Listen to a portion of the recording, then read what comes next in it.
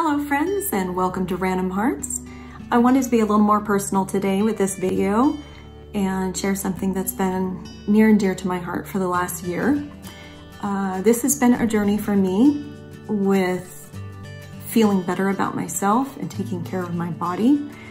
I just want to share to begin with that I am not a doctor and I do not endorse any particular exercise routine or diet.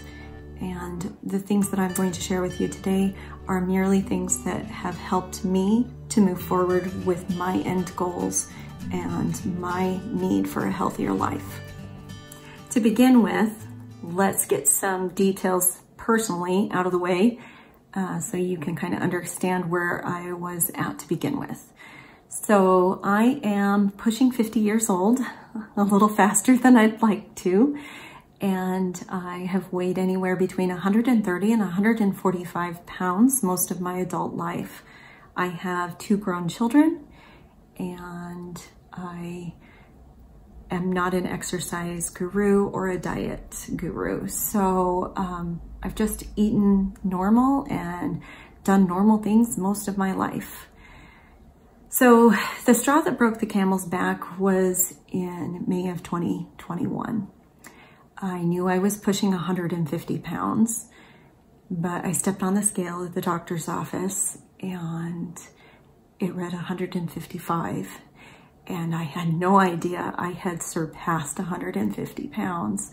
I knew I wasn't feeling well and I had very little energy, but I had no idea that I was gaining that much weight that quickly.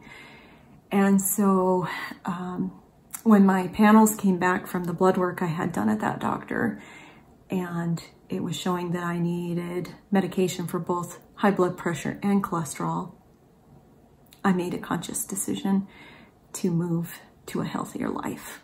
I do not want to be taking medicine every single day for something that I can maybe have some control over. So in June and July, I began an exercise routine and did not have very good luck with it. I think at the end of July, I had barely moved the scale. So something changed at that point as well, where I felt like I couldn't keep moving forward the way I was doing things. So I thought about what I do for a career. I am a paraeducator in a resource room in an elementary school. I work with kids every day that have no intrinsic reward system. They don't care whether they're there. They don't care whether they do well in school. And so a lot of times, in order to get our kids to do things that they don't like to do, which I don't like to exercise, but in order to get these kids to do things, you have to offer some extrinsic rewards sometimes. Those are rewards that come from the outside. And so that's where I began, was my motivation. So in August, I changed everything of how I was working the system and began rewarding myself for, in the beginning, small goals, and then moving towards larger goals. So to begin with, like the first month, I like to listen to music while I'm exercising. So I would buy myself new music if I could meet a certain amount of days of exercise. And the second month, I moved towards things like new clothing. I had worked out in Walmart every day, workout clothing, sweatpants, things like that. And I decided that it was time to reward myself with a little nicer things. So the first thing I bought was a new sports bra. I went to Victoria's Secret and I bought a $50 sports bra, one that fit really well. And that was motivation, believe it or not, to get that out of the drawer every day and put it on. The next month I worked towards new yoga pants, and I didn't just buy Walmart yoga pants. I went to Lululemon and bought a $100 pair of yoga pants. Unbelievably different feel, the way they fit. I felt good about myself. And by that point, I was starting to see results. So, but those are things that you can do for yourself to keep yourself motivated, is to set a goal and then pay yourself for it. Just like my kids at school, they need to know that their work is valued. And it's not always valued inside your body first. It's not always an intrinsic thing. Sometimes it has to be extrinsic to begin with. You don't go to work, and even if you love your job, you don't go to work and not get paid for it. You still need some extrinsic reward for being at your job. So I started off with small things, small goals, and rewarded myself for those. And by January, I was starting to see some results. And that's when the intrinsic rewards began to kick in. And I was no longer needing extrinsic rewards. I would step on a scale and would see a noticeable difference. I would look in a mirror and notice that my clothes were fitting better. Or I would get a compliment from someone and ask if I was doing something different because I seemed like I had more energy, or that I just seemed healthier. And so to begin with, it was extrinsic rewards, but it is now all intrinsic rewards at this point. And so motivation is a huge deal. And if I can find ways to motivate myself, you can find ways to motivate yourself. We all know what we like. It might even be a major goal of taking a trip or something like that, you know, something that you really, really want. If it's something that is borderline not going to be something that you would work hard for, then it's not worth putting as your reward. So motivation, big, big deal. This is the top of my list thing that has helped me move forward. So now let's talk about the second thing that I think has helped me the most on my weight loss journey and working towards a healthier lifestyle. And that has been the use of technology. For years, I have worn an Apple Watch and have never really used that to its full potential until recently. And I use it for everything now. I monitor my heart rate while I'm working out. I monitor my heart rate while I'm sleeping. I keep track of how much water I'm drinking using an app on my watch. I also am able to track my workout routines and have those go straight to my phone so that I can see when and how long I worked out. And that has been very helpful. It's super good motivation when you can see on your phone that you're actually losing weight. And I have an app, which takes me to the next thing, is using apps to help you through this. So I have an app that I use that calorie counts. It's a calorie tracker, but I also put in my weight. I also put in how much water I'm drinking per day, and I can actually put in homemade recipes into that app as well. And so I track everything I consume in my body, and even down to my daily vitamins and things like that. But using apps can be very, very helpful. The problem I have with apps is not all of them are equal. And I started off with a habit tracker app that absolutely did not work for me. I tried it for a couple of months, actually I think 3 months. And if I missed even one of my habits, it was completely negative. And it made me feel really bad about myself and really bad about missing something that I had been working on.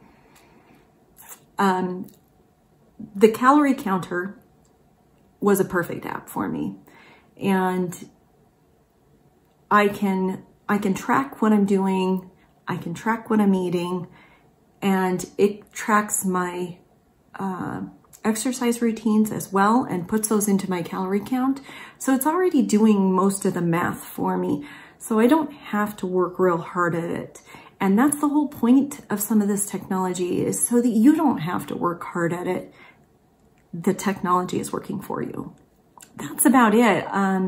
Technology is super important. And if you are one of those people that has to feel like you're doing something while you're working out, then start a load of laundry, start the dishwasher, get those mundane things started right before you work out, listen to some music, listen to a podcast, and then do your workout routine, and maybe keep notes in case you're like me and your brain works better when it's got more oxygen in it. And just use that technology to help you move forward with your journey. Okay, so let's talk about the third thing that has helped me, and that is the idea to take it slow and gradual. So when I started this exercise routine, I was working out for about 20 minutes a day, about 3 times a week. And the highest resistance on my elliptical was 4 at that point. And just for context, I don't have a lot of equipment. I have an elliptical that I've had for about 20 years and a coffee table. And I'll show you later what I mean by that. But so I started off very slow and gradual, and just gradually moved that up as I felt like I was getting better. 20 minutes to begin with was very difficult, and 3 times a week was even more difficult.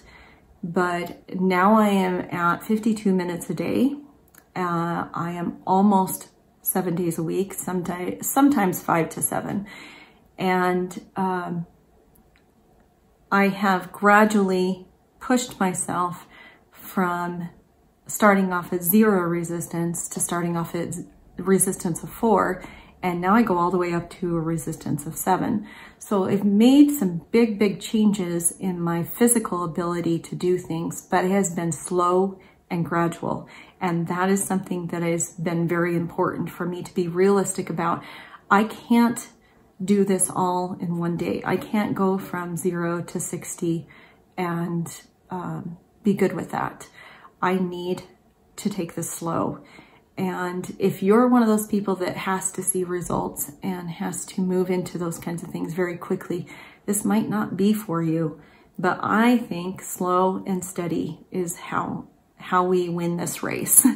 And so as I did better with my exercise routines, and I felt like I could change them up, increase the time, increase the resistance, I started thinking to myself, I'm only working certain muscle groups. Let's add in some things. So this is the next thing that I would suggest, is to slowly add in something different.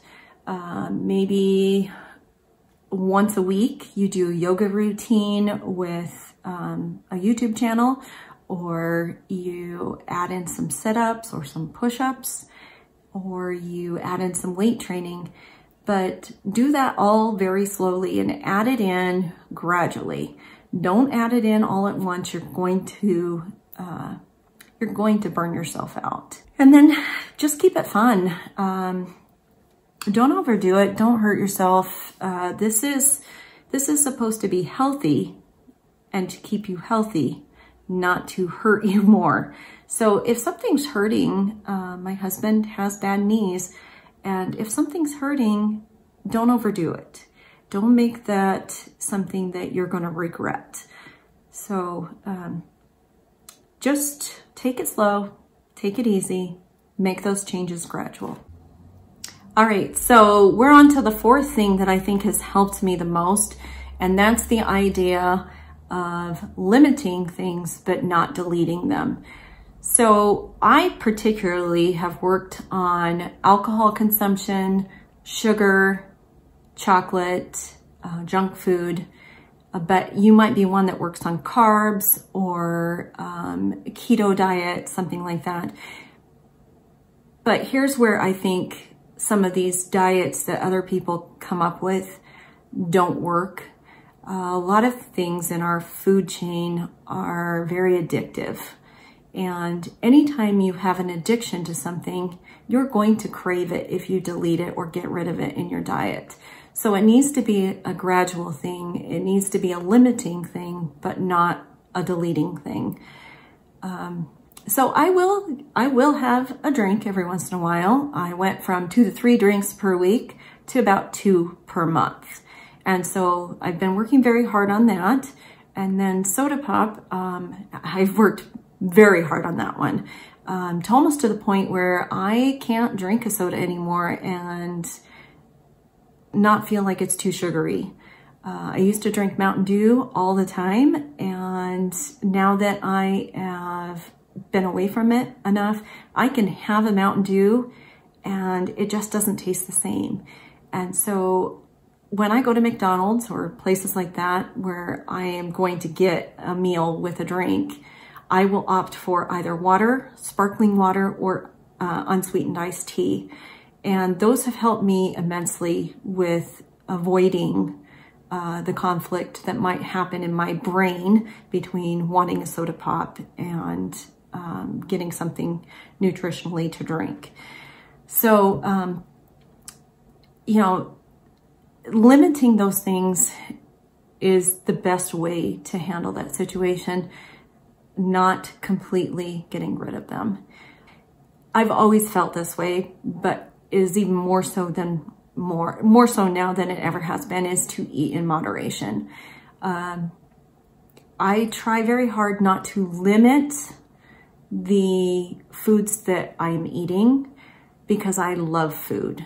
And so I will eat a variety of foods. I'm not going to eat just one type of fish or one type of anything. I am going to minimize that by eating as much of whatever I want. The problem is eating as much. So that's where I say eat in moderation.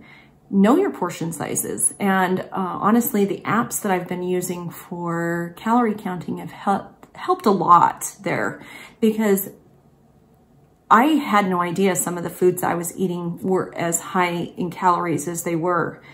And so just having that physical reminder of you're going to eat 1,000 calories right now. This is what you have left for the day. You can eat this, but you might have some consequences for it.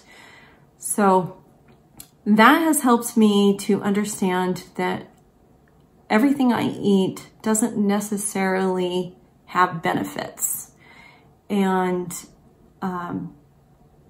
limiting those things can sometimes be difficult, but don't take them out of your diet completely. You will end up craving those things, and then there might be some regret there if you overeat on it. And so just eating in moderation has been the most helpful for me.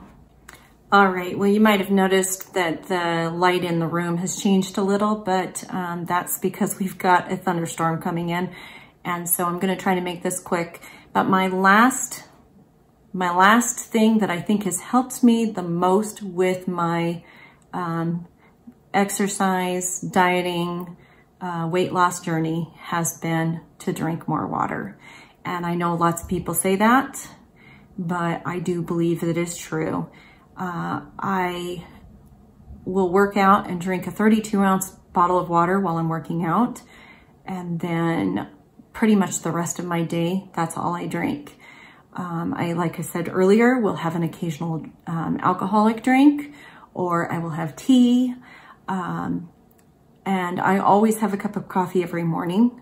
But, you know, drinking water is vital. Your body is mostly water, and it needs that water to help it to work through all of its processes.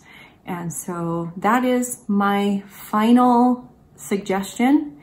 If you are looking at losing weight or getting into a healthier life, is to just drink water. There are other things out there to drink, and you can have those, but water is ultimately the best thing for your body. So I hope that these tips and tricks to me, I just heard thunder, have helped you or will help you with your weight loss journey, because they've definitely helped me. And if this is good for anybody else, then I want people to see this. So I thank you for watching, and I hope that you have a lovely day, and hopefully we don't get a whole lot of hail or lightning out of this.